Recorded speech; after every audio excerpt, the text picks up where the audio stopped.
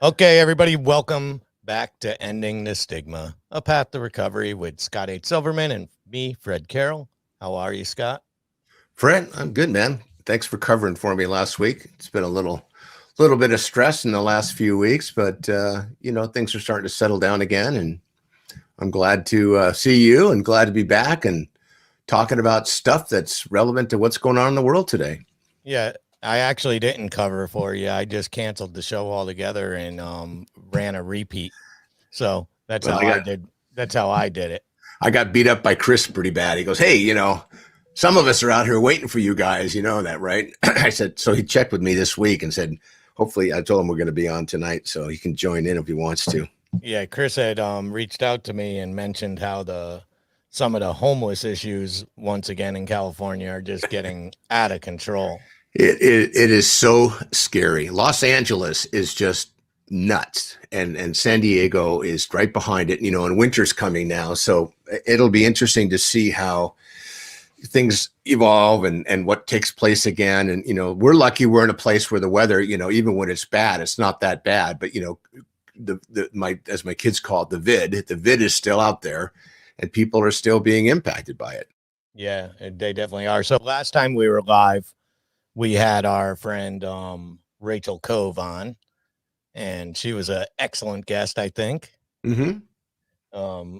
She had I've been following her. She's a very funny girl, funny woman, I guess I should say. She's a very funny woman. Her Instagram, if anybody is interested, they have to go find her. So it's Rachel Cove, and just see the quality of the videos she creates. They're just so much fun. She's a very good woman, and I liked her message. Did you enjoy talking to somebody that was in that same realm as you? What does that mean, Fred? Realm is me. You mean? Someone that's in the same business as Oh, I thought you meant someone locked in the same room with no key to get out. no. No, it's always fascinating to talk with people who are passionate about helping others, because there's a common language and understanding and a heartfelt connection and a people part of it. And when we see what's going on with our government, and we hear the conversations, and we listen to what our political leaders, when they talk about, oh, we have to do something, and the next thing you hear is, well, we need to really study it. It's baffling to me, while people are dropping like flies around the country and the world with all the things that are going on. And just speaking of that, I sent you over a link of that young family that they had 3 kids that overdosed, and one of them actually died getting access to the fentanyl stash. They think the way they put it in the article, from I don't know if it's the mom, the dad, the parents, or what. Yeah, I saw the picture. I read the article and I saw the picture, and it said the mother, the grandmother, and the grandfather were arrested. They all look like they're under 40. Every single one of them. The grandmother and the grandfather look like they're maybe 35, 40 years old, and the mother looks like she's like 25. But I guess what had happened, they had a fentanyl pill stash. So it's not the powder form. So this must not have been the powder form that the dealers add into the other stuff, because it didn't, or it was or it was in the pill state waiting to be ground up and put into something, or it was already ground up. I don't know the details on that, but it comes from a powder form and then it's made into pills, or it comes in a powder form when it's being made, so you can put it into things like marijuana cigarettes, crack pipes, inject it with heroin and other things. So you can manipulate it any way you want, just kind of like crack and speed and cocaine. right. But just so I understand, the legitimate pharmaceutical pill that is out, the prescription, Correct. must not be as powerful as what the other people are using that are dying from, because these kids, nobody called 911. Nobody called the emergency. These kids all ingested this, and 2 of them survived. And so that's why I'm saying I don't think this was like how they say a speck of it kills you, is enough to kill you. This appeared to be prescription pills. So it must have had a milligram level and been regulated. And Well, but at that body mass, at that young, if they got a hold of a pill, and by the way, fentanyl Fentanyl normally is given at the hospital and it's given intravenously. That's the way it originally was created, was to be able to deal with people that had high levels of pain, specifically cancer. And it was the one thing that really relieved the pain, and they always did it intravenously because that's the best way to get that kind of medication into the body. So I don't know what they actually had. They may have been manufacturing, they might have been distributors, they might have been experimenting, but either way, the fact that kids got a hold of it and a baby died, it's so preventable. Yeah. So they said it was a 2-year-old, a 4-year-old, and a 5-year-old all got a hold of it. And I would assume, if I could put myself into the mind of a child that young, they must think it's candy or something like that. That's why they wouldn't ingest it, they would try it. I'm assuming they think it's a mint or something like that, if it's in pill form. Or they're mirroring the behavior they saw with their parents. I've talked about that a lot, how kids will want to emulate their siblings, and their big brother's taking this stuff, and, they're having a party, everybody passes out. They go, hey, my bro does that, I want to do it, and it's just really sad. It's really sad. And there's another article this week about edibles, being a big thing that, younger people are taking now because it's a higher strength, if you will, and you eat it. And so when you actually, your body reacts to it, it's a significantly, bigger cloud of high, if you will, than when you're smoking something, when it goes through the, the digestive tract versus going through the lungs. So, if people are continuing to experiment, counterfeit medications on the rise, overdoses have not slowed down at all. And it's just amazing. By the way, did I tell you, did we talk about this? That I got I sent the book to every governor in the country. I got one back. Did I tell you that? From the governor of Pennsylvania. And they said that they no longer accept gifts. And I'm thinking, are you kidding? Really? So I have a note in my calendar every week to call the governor of Pennsylvania. I haven't done it yet, but I wonder if that has to do with the voting stuff that went on down there in Pennsylvania and Georgia and all that. Yeah. Now they're like, listen, we're not going to accept anything from anyone. Which is no, and I understand that policy, but that's like saying, here's a roadmap to salvation or peace and serenity or the fountain of youth, but sorry, we can't take it because we have a policy. God bless you. Yeah. So back on your pill thing, because I think it ties in nicely to, wasn't the other day return your prescription day or something like that? Oh yeah, it's the National Take Back Day that the DEA does every year. Yeah, it was pretty significant. I think they picked up tons across the country, which is great. And most of the stuff that they were picking up was prescription medication that came from the home. And I wish they were doing it every day. And I wish, our community used to have drop boxes, but because of COVID, things kind of slowed down because people weren't going into public buildings like they used to. But it is a great tool. It's done twice a year. The Department of Justice does it. The DEA implements it and works with community partners. And I'm on one of the Take Back advisory groups here in San Diego, and it was a very successful day. And it gives people a way to get rid of stuff that they don't have to worry about. And you drive up, you drop it off. They don't ask questions. They don't care what it is. They weigh it at the end of the day, and they just kind of group it. They don't sort it out, as far as I know, anyway. And that's a great thing that happens. So that's awesome. Explain to people what we're talking about exactly from a more simplistic term, what the program is. Well, it's called the DEA, Drug Enforcement Agency's Drug Take Back Day. And what they do is they set up collection boxes across the country where people can actually bring unsafe and unused medication from the medicine cabinet. And what they do is they bring it to a central point, and law enforcement's there. You put it whatever container you want. You take the labels off if you want. You stay anonymous, and you drop off the medication. And then what they do is they dispose of it in the appropriate way to do that. I mean, I'm involved with Safe Homes Coalition, which is a nonprofit charitable organization, which's mission is to help educate families and show them the path to get rid of, if you will, unsafe and unused medication. Because having Oxycontin, for example, sitting in a medicine cabinet, it's basically a target, for somebody to take advantage of it. And if you've already had your procedure and you've already used your medication, you have to get rid of it. The problem is you can't put it down the toilet because it potentially can kill things downstream, and you can't put it in the landfill because you have birds flying around that could get a hold of it. So disposing of it is really kind of complicated, and it's got to be done a certain way. There's only 6 places that are what's called DEA compliant in the country where they dispose of it. It's generally done through incinerators. They burn it.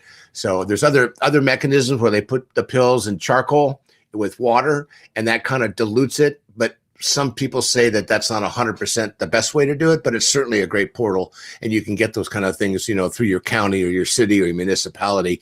And some of the, retail pharmacies, have that kind of disposal. We do it here in San Diego because I run the organization. We actually have a bag you can put your medicine in, and you seal it, and you can mail it to this group in Texas, and then they weigh it, and they give us credit by barcoding where it came from, and then they incinerate it, destroy it over there. So, but we're a small little group. We don't really have a lot of funding, and we do it whenever we can to participate. So there's no repercussion for Nope. the person bringing anything in.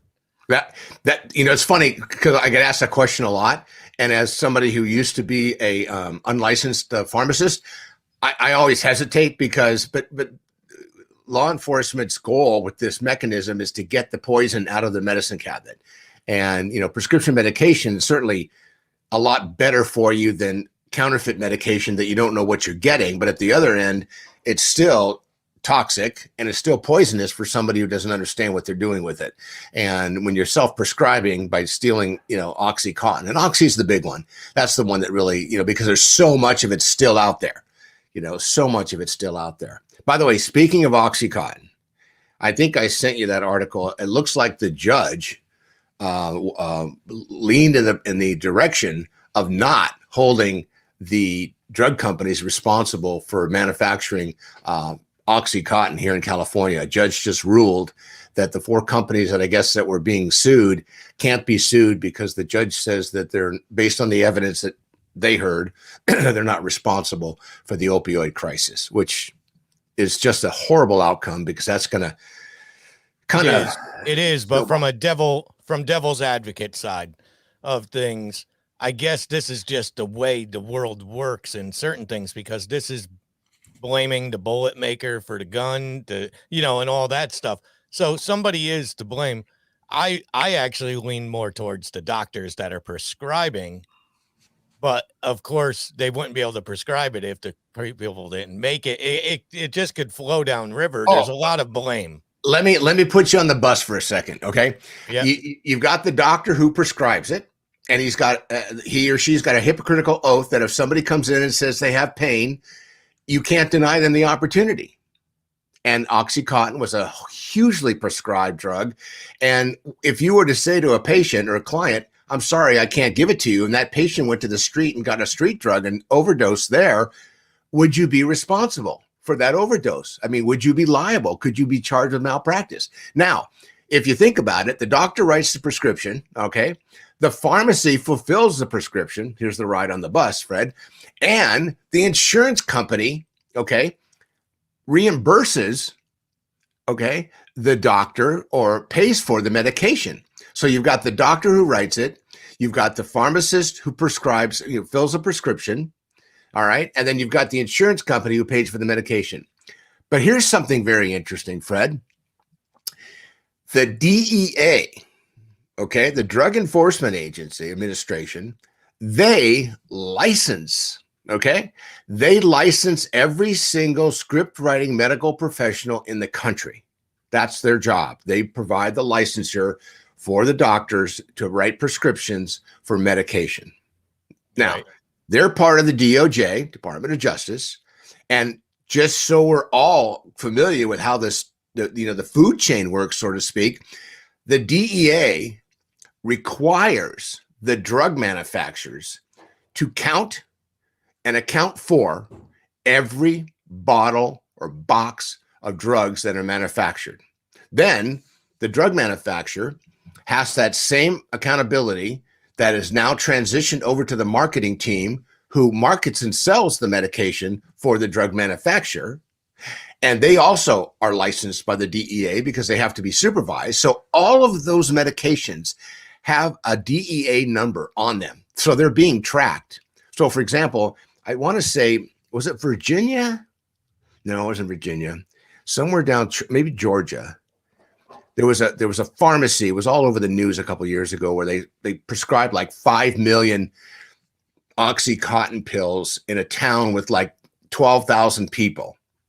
And the entire time that was going on, because the DEA was investigated, they claimed that they knew this was going on and they tried to do something about it. And then the lobbyists, the pharmaceutical lobbyists, if you will, got to the higher ups and put pressure on the Department of Justice, and they basically just shut up. There was a 10-year period that this was going on. 60 Minutes did it, a piece on it. There was other exposés as well. So when you think about it, is the DEA responsible too? So I got to tell you, I can't, to your point, I mean, I drank Southern Comfort. Was it Southern Comfort's fault that I was an alcoholic? I don't think so. You know, is Jack Daniels responsible for the DUIs that we're seeing? And by the way, the DUIs are up this year. And so is the death rate from people being under the influence from alcohol on the road. So go figure, Red. Yeah, I guess it's, we're still searching for the one catalyst that'll change all this. And I think there's a lot of people that are complicit to the issue and to the problems. But courts, judges, and all these people, it doesn't sound like we're following. I don't know. It's so confusing with the laws and new laws coming in, old law, and they say, well, from the case of 1974, and all these things, and things just have to change. Something has to change to make this different. And it still comes down to education and talking about it like we are, the education, speaking about it, and just following. I don't know. I just don't know, because I'm just as guilty at a few things, like having prescription pills in my cabinet. I'm guilty of that. Never even think of, well, in my mind, and like with most parents, they think, well, my kid's a good kid. They're never going to take that. That's for me. That's, I put that aside in case I need it another day. But I looked through it the other day after you had posted about this National Give Back Day, and I said, I've got a lot of stuff here to get rid of. Now, here's another devil's advocate on that, though. I'm wondering, I don't know if this is the proper format to discuss this or not, but I'm gonna go with it, Scott, and let's see. What if I am the dealer and I get pulled over and I tell the cop I'm on my way to drop this off? Is he all of a sudden forgiven? That's what I mean. You got to put this stuff in your car to drive it someplace. Isn't there a better way where the person could just, you had mentioned some mailing options and stuff like that. That's a great, I don't want to give anybody ideas at the same time. The thing is this, most let's call them drug seekers who might be carrying some quantity, they're probably going to be off by a day or two anyway. So if they're a day early or a day late, that's not going to work too well. And obviously if there's other contraband in the car and guns and cash, law enforcement's pretty sophisticated. But at the end of the day, yeah, someone could take advantage of that. There's no reason why they shouldn't or they couldn't. Look, caregivers who originally years ago when this nonprofit Safe Homes Coalition was started, caregivers were taking people's prescription drugs and either using them or selling them. An 80 milligram pill of OxyContin is worth $80. So if a senior citizen has an open end prescription to Oxy, which has now changed because they're no longer prescribing it the way they were, and and that was the American Medical Association and the doctors going, hey, we hear you. We know that we're one of the major sources of how people get it. We agree. We'll slow it down. We'll do testing. We'll do smaller dosing, and we'll monitor more effectively. But that's expensive, takes time, and there's a lot of liability if you're saying no to your clients. So, at the end of the day, to your point, it's got to be education based. I mean, I just read we're opening up. I think San Francisco is going to do it. I believe Portland's going to do it, and Seattle are all going to be opening up these new injection sites where you, as a consumer of, IV drugs, can go into this environment and they're going to give you a dose that's basically overseen and controlled. So you, as a drug user, or a drug abuser or someone who suffers from a substance use disorder can now go in and legally, in a safe, sterile environment, get your drug of choice. I mean, think about that for a second. That is pretty scary. Yeah, but it's a form of harm reduction, that double-edged sword. So, and you were saying earlier that, what are we going to do? One of the things that's happening now nationally is they're starting to decriminalize drugs. So you're not going away for 5 or 10 years for being in possession of, because going to prison with a drug problem is not, science has shown us it doesn't help. Yeah, it's it's such a difficult thing to wrap your head around, because with every turn you make that's correct and right, there's a left turn that comes right up, or a dead end that you could do the complete opposite, and it could be harmful. Something that's going to be a solution could become more of a problem. Like decriminalizing could become a problem. There's a potential for it. And who's monitoring it? Who's in charge of it? Is their agenda financially based? Is their agenda humane? Are they making money off it? Because we both know that it's a $1 billion industry. The recovery is, people are making a fortune off of it's only 40 billion. Yeah, that's it. Okay, well. Yeah. Well, that is what's tracked primarily through insurance. So there are some people cash paying. There could be another, $500 billion out there. It's hard to say, but it's a big industry. And, you're absolutely right. I mean, do they contribute to this? I don't know. I don't think so. But on the other hand, to your point, the people that make the medication, the people that import it, the people who realize some sort of profits for it. Another piece I just read recently is the legal marijuana sales are down compared to illegal marijuana sales in states where it's legal. And part of the reason is cost. You as a consumer can go to a traditional drug distributor and you can pay a lot less than what you're buying in you're not paying, you don't pay tax. Correct. You could also, you could also go to the guy that you've been going to for 4 years and say, I get paid next Tuesday, and get fronted, I guess, right, is what they call it, be fronted the drug. And you can't do that at the dispensary. You can't go into the dispensary and say, listen, I don't get paid till Friday, so just give me what I need. Well, and that particular grower, what they're even doing now is they're actually giving the product to somebody they know who's a regular, saying, here, take this and get it out there for us. And, I'll give you a percentage of your sales, because they want the market share back that they lost when legalized marijuana was supposedly going to replace that consumer's opportunity. So it's interesting, and I think I shared here about 2 months ago, our governor earmarked $100 million in California to give to the marijuana industry to help fast track the licensure and the viability of getting set up as a retail distributor of legalized marijuana in California. $100 million earmarked to make it easier to get more marijuana to the streets.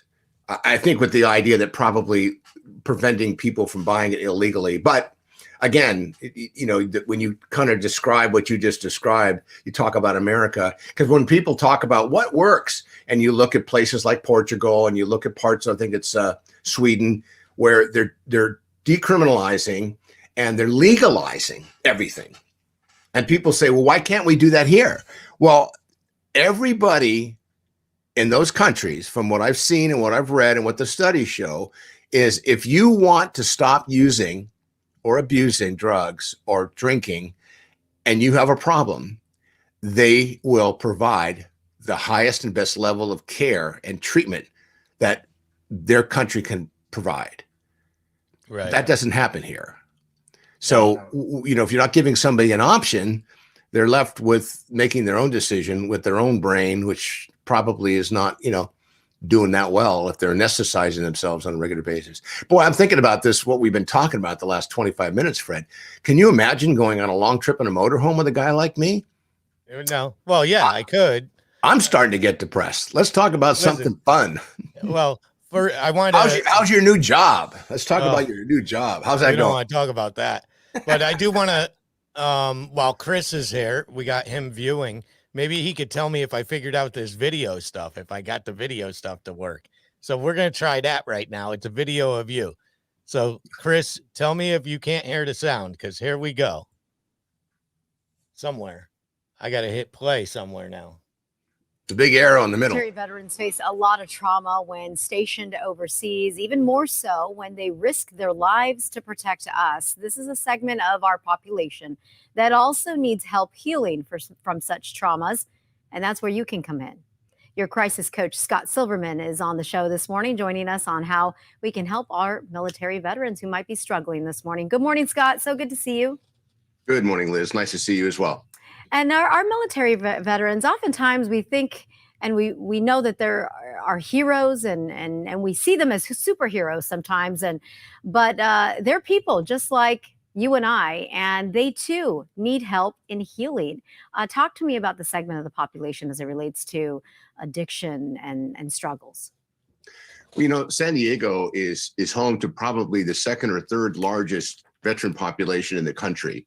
And there are services all over this community, if you will, the Veterans Coalition and Confidential Recovery. Our specific component is the behavioral health side, working with substance use disorders, helping with PTS, and really help people understand that there is hope and help. It's something I always talk about.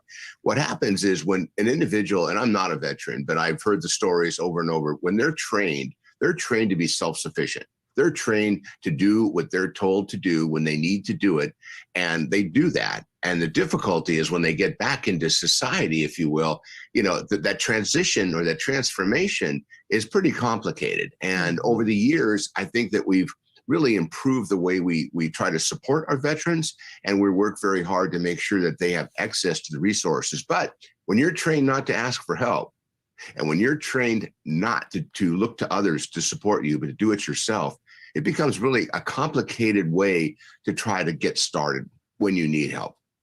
You know, I think you're highlighting something that is so eye-opening for those of us who are not in the military or perhaps not surrounded by military families, that they've been trained. These are men and women who have been trained to, you know, not ask for help. They are the help oftentimes. Asking for help for so many of them, I understand sometimes can feel like weakness, but that's not really the case, right? Well, again, when you're trained to do that, and another good analogy is our first responders. You know, and in San Diego, from what I understand from, you know, our leadership, up to 25% of our first responders are also veterans. So when you think about it, you know, when you're a sworn officer and your job is to protect and serve, and you're trained to do that, you're not about to ask for help because A, it's a sign of weakness. B, you're not about to let somebody on your team know that you've got an issue.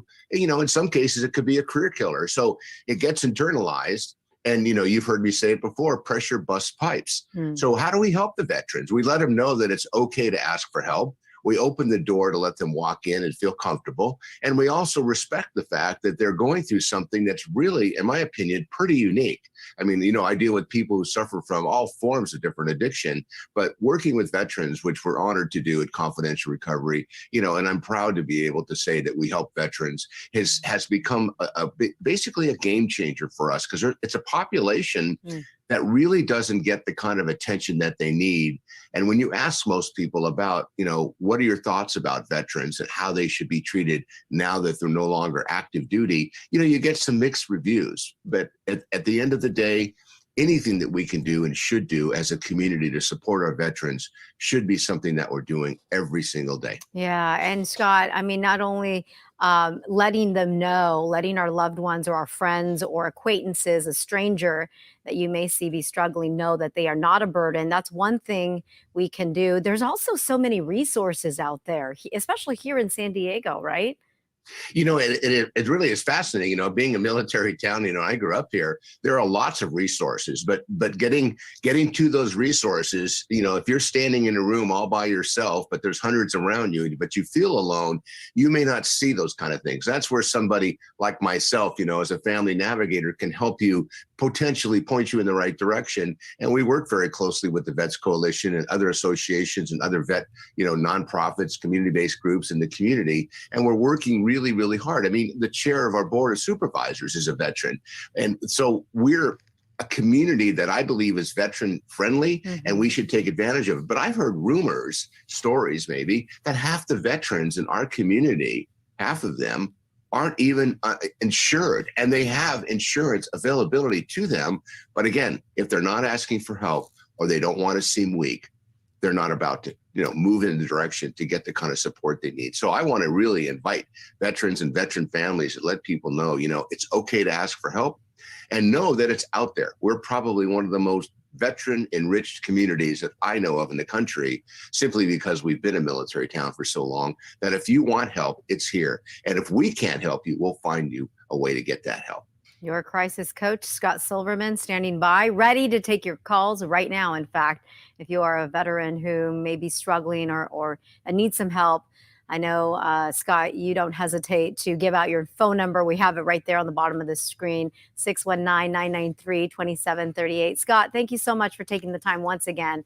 It's good to see Liz. you. And a quick reminder, October 23rd is National Drug Take Back Day in our community. So go online to DEA and check it out, because this is a great time to get those medications out of your home. Thank you for the reminder. Yeah, the 23rd is on Saturday, this coming Saturday. Will do. Thank you, Scott. Thank you, Liz. Okay, so that was interesting, Scott. Can you hear me okay? Oh, you muted yourself. I can I hear muted you. you. Oh, you muted me. I muted you, maybe. I don't know. Buddy. Maybe it was me that muted you. Yeah, that Could've was. been. Aren't you proud that I was able to get that video to play now? I heard it. That was a pretty good interview. It looks like the same shirt I have on today. It's amazing. Yeah, well, you're that type of guy. Wasn't the guy that Steve Jobs, wasn't he one of those guys that wore the same thing every day? Yep. But this one's made in America. Yeah. So that was I mean, those are things you don't think of. And when people hear you talk, now I'm so used to hearing you talk. You're such a fast talker because I think it's because you have so much information and so little space to give this information, because you're so used to talking to people's whose attention spans probably aren't focused in the right direction, whether they're addicted or they're on something at that moment. You're trying to get to these points, and you love that. You love that pressure burst pipes. You love that line. You just love it.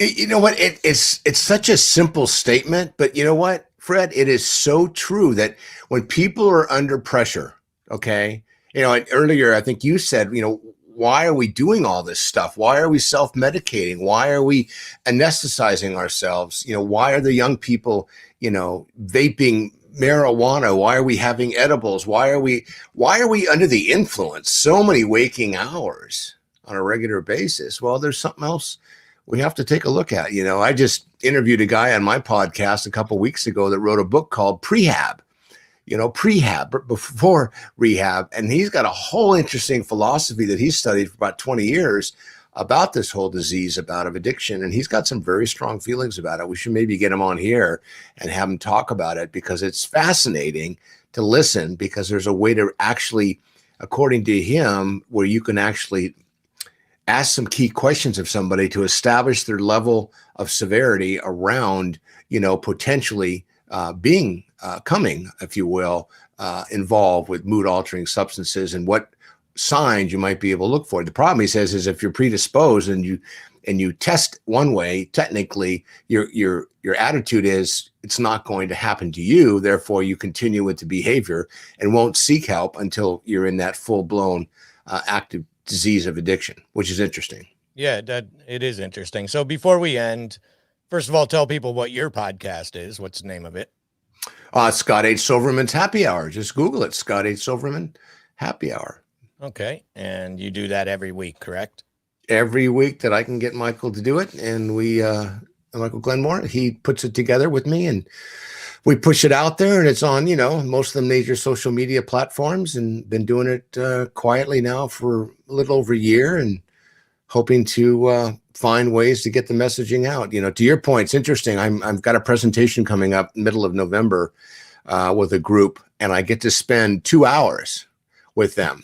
And so you're right. It's funny because when I watch myself, which I'm not comfortable doing, I am moving pretty quickly because I know that I have a couple of minutes to get the nuggets out. And, you notice she puts out my phone number now. I mean, I don't even have to say it out loud. Liz does that. She's KOSI, a local station here in San Diego. They've just been, wonderful with getting me up there, and I'll be hopefully back on the next couple of weeks talking about what to do during the holidays with your family members. And I think we should talk about that as well next week, Fred. We will. And I got a few questions for you though. And maybe this is interesting to some people, but it's more interesting to me. From a behind the scenes, because I'm not at the level you are those paid gigs when you're on TV and stuff? Do you get? No, they're not paid. I'm considered a subject matter expert, but I'm not a formal technical assistant to the station. And I think there are people out there that do that, but I don't get paid for that. No, that's part of my service and volunteer work. Okay. I'm glad I asked that because pretty much I get the same fee there that I get here with you. Right.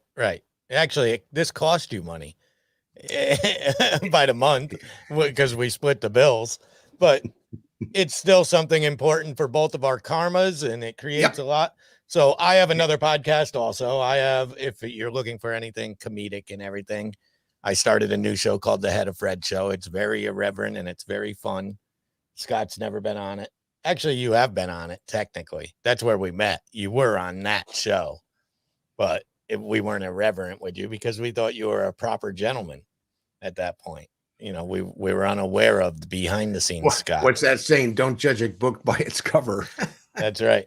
So I also wanted to tell people that I think because of all the trouble we've had with the phone system, we're going to be leaving StreamYard, which is what we use primarily, and going back to the Zoom platform where we can utilize the phone system.